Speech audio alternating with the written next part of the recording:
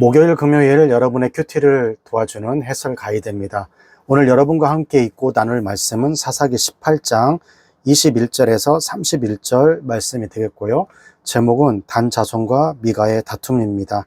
오늘 말씀을 요약하면요.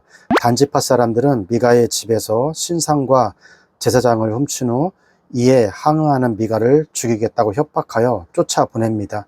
이후 단지파는 평화로운 라이스를 점령하고 그곳을 단지파의 거주지로 삼습니다. 또한 그곳에 미가의 집에 신상을 세우고 그들과 같이 온 모세의 손자 요나단을 자신들을 위한 제사장으로 세웁니다. 자, 그럼 21절에서 26절 말씀을 보겠습니다. 그들이 돌이켜서 어린 아이들과 가축과 물품을 앞에 두고 진행하더니 미가의 집을 멀리 떠난 때에 미가의 이웃집 사람들을 모여서 단 자손을 따라 미쳐서는 단 자손에 부르는지라. 그들이 낯을 돌이켜 미가에게 이르되 내가 무슨 일로 이같이 모아가지고 왔느냐. 미가가 가라되 나의 지은 신들과 제사장을 취하여 갔으니 내게 오히려 있는 것이 무엇이냐. 너희가 어찌하여 나더러 무슨 일이냐 하느냐. 단 자손이 그에게 이르되 네 목소리를 우리에게 들리게 말라. 또한 노한 자들이 너희를 쳐서 내 생명과 내 가족의 생명을 잃게 할까 하노라 하고 26절 단 자손이 자기 길을 행한지라. 미가가 단 자손이 자기보다 강한 것을 보고 돌이켜 집으로 돌아갔더라. 21절에서 26절은 미가의 요구와 단지파의 협박이 지금 나오고 있습니다. 미가의 신상을 훔친 단지파는 가족들을 앞세우고 미가의 집을 떠났습니다. 일반적으로 가족과 귀중한 것은 뒤에 놓고 보호하는데 여기서 앞세운 것을 보면 미가가 쫓아올 것을 예견했던 걸로 지금 상황이 파악되고 있습니다. 22절에 보면은 그들이 미가의 집에서 멀어지자 미가는 이웃 사람들을 불러 모았대요. 그리고 미가는 일단 600명의 군사를 두려워했기 때문에 집에 있을 동안에는 얼씬도 하지 않다가 그들이 멀어지자 이웃들을 모아서 단지파 사람들을 쫓아간 것이죠. 이렇게 사람들을 모아 단지파를 따라잡은 미가는 그들을 불러 세웁니다. 하지만 그들은 태연하게 무슨 일로 이렇게 사람들을 모아가지고 왔느냐고 묻고 있죠. 무슨 일인지 알면서도 태연하게 오만하게 그렇게 그 질문을 하니까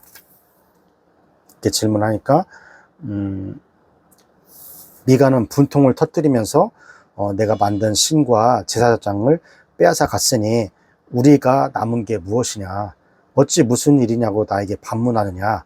이 말은 미가의 마음을 알 수가 있는 대목이 있는데요. 미가는 자기가 만든 신상을 하나님이라고 불렀던 거예요. 이런 미가의 말은 미가는 여호와를 믿는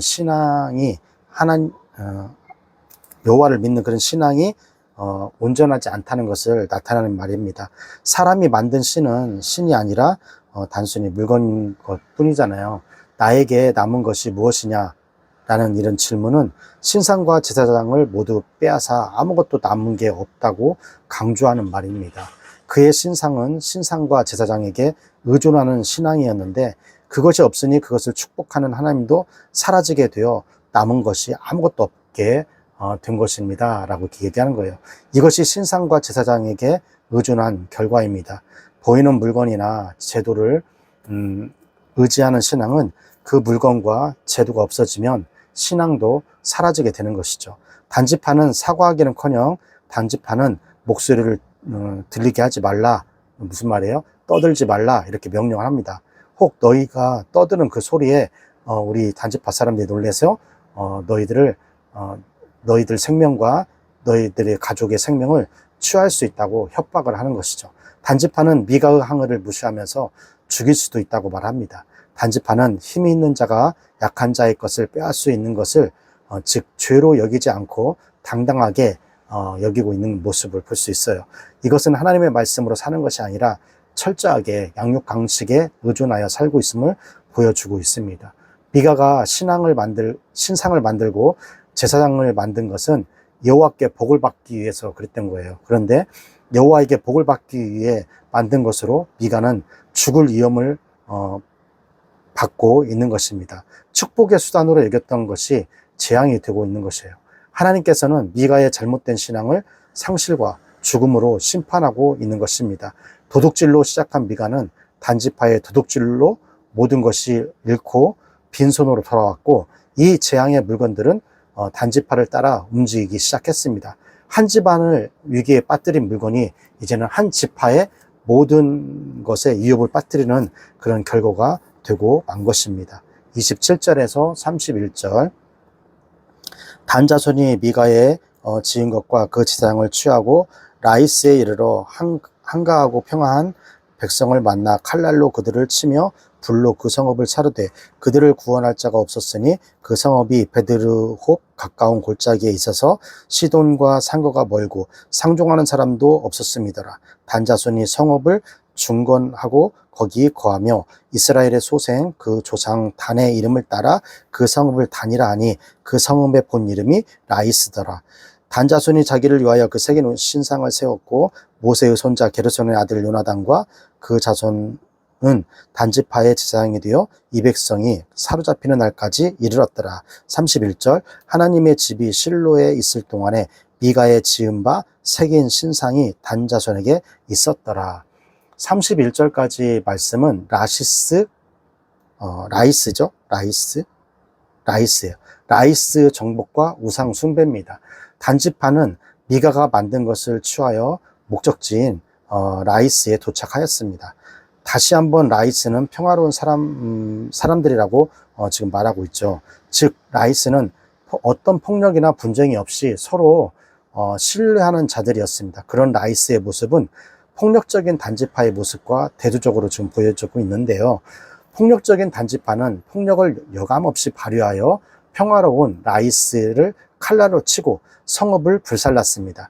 칼날로 치고 불살랐다는 것은 일반적으로 완전히 그것을 진멸했다라고 진멸했을 때 그렇게 쓰는 표현입니다. 28절에 보면은 라이스가 속수무책으로 당한 것을 설명하는데, 그들이 시돈 지배하에 있었지만 시돈과 거리가 멀어서 무슨 일이 생겨도 그 시돈 사람들이 도와줄 수가 없었던 것이죠. 단지파가 미가를 폭력으로 빼앗은 것처럼 라이스를 폭력으로 지금 빼앗았습니다. 단지파는 라이스를 정복하고 그곳에 성읍을 세워 거주하게 되었는데요. 29절에 보면은 라이스가 단이라는 이름으로 바뀐 이유를 지금 설명하고 있습니다. 결국 단은 자신들보다 센 사람과 겨루어서 자신들의 땅을 차지하기보다는 자신들보다 약한 평화롭게 살던 라이스를 정복하였던 것이죠. 단지파에게 전쟁이 하나님께 속하였으며 승리는 군사력에 있는 것이 아니라는 것이 전혀 없었던 것으로 지금 보여지고 있습니다. 하나님을 의지하여 승리를 거둔 많은 유산들은 잊어버린 채 단지파는 보잘것없는 자신의 힘만 의지하였던 것이죠. 그래서 강한 아모리 족속 앞에서 도망하고 약한 평화롭게 살고 있는 라이스를 정복한 것입니다. 단지파의 라이스 정복은 단지파가 폭력성인 성격을 가지고 있었던 것뿐 아니라 이들에게 하나님 믿는 신앙이 없었음을 보여주고 있습니다. 단지파 사람들은 자신들이 신앙이 없다고 생각하지 않습니다. 이들이 자신들이 하나님을 섬긴다라는 것을 보여주기 위해 자리를 잡자마자 신상과 제사장을 세웁니다. 여기서 본문은 제사장에게 제사장을 세운 것에 대해서 부연 설명을 하고 있는데요. 제사장이 모세의 손자 게르솜의 아들 요나단이라고 말합니다. 이것은 모세의 자손들까지 영적인 부패가 있었다라고 볼 수 있는 그런 문구가 되겠어요.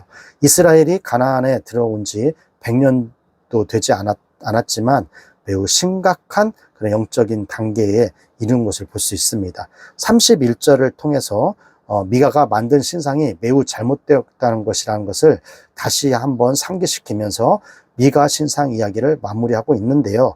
이렇게 17장, 18장은 미가의 도둑질하는 미가의 잘못이 종교적인 죄로 넘어가게 되었고, 이로 인해 레위인이 동참함으로 종교적 타락에 일조하는 모습을 지금 보여주고 있습니다. 또한 한 가정과 한 레위인의 잘못된 선택이 한 지파 전체를 잘못된 종교적인 행위로 지속하는 그런 결과를 가져오게 된 것이죠. 이렇게 한 가정의 타락이 온 이스라엘로 퍼져나가므로 한 개인의 신앙이 바로 하는 것이 얼마나 중요한지를 지금 역설적으로 지금 보여주고 있는 것입니다. 자, 여기까지가 사사기 18장 21절에서 31절의 말씀이 되겠고요. 오늘 말씀을 통해서 우리는 무엇을 묵상하고 또 무엇을 적용해야 할까요? 첫 번째, 세상보다 더 큰 힘을 가질 것이 아니라 세상과 다르게 살 것을 힘써야 한다는 거죠. 단지파는 힘과 폭력으로 미가의 신상과 제사장을 그것을 빼앗았잖아요. 그것을 항의하는 미가를 협박해서 돌려보냈어요. 단지파의 이 야비함은 사사시대의 실상을 보여주는 그런 모습이 될 수가 있다는 것이죠. 힘의 논리로 옳은 것처럼 힘으로 막 지배하고 이것이 옳은 것처럼 약한 사람은 무조건 틀린 것처럼 그렇게 하는 그런 세상, 또 돈이 있으면 다 된다는 그 부의 논리, 이것이 지금 이 시대를 이야기하고 있었고요. 또 그런 유혹을 이스라엘 백성들은 떨칠 수가 없었던 것 같아요. 하지만 세상보다 더 큰 힘을 가질 때가 아니라 세상과 다르게 살 때, 실추된 교회와 또 우리 학생들의 그런 위상이 회복될 거라고 생각됩니다. 두 번째, 죄와 함께 쌓여가는 모든 것은 한순간에 다 무너질 수 있다는 거예요. 단지파는 평화롭게 살고 있는 라이스를 침공하여서 백성을 죽이고 이름마저 거기에서 단이라고 이름마저 그것을 바꿔버리고 그곳에 미가가 가지고 온 그 우상을 세우고 또 레위 청년, 단지파의 레위 청년을 단지파의 제사장으로 삼습니다. 단지파가 새롭게 정착한 곳은 바로 어떤 거예요? 우상 숭배의 중심지가 되어버렸고요. 한 가정에서 한 지파의 타락이 됐고 한 지파의 타락이 이제 이스라엘 백성 전체의 타락으로 또한 하나님을 떠나는, 하나님을 버리는 그런 배교의 그런 화근이 되고 만 것이죠. 성경은 그들이 방관한 우상 숭배가 얼마나 끔찍한 결과가 이루어지고 있는지를 지금 예고하고 있는 거예요.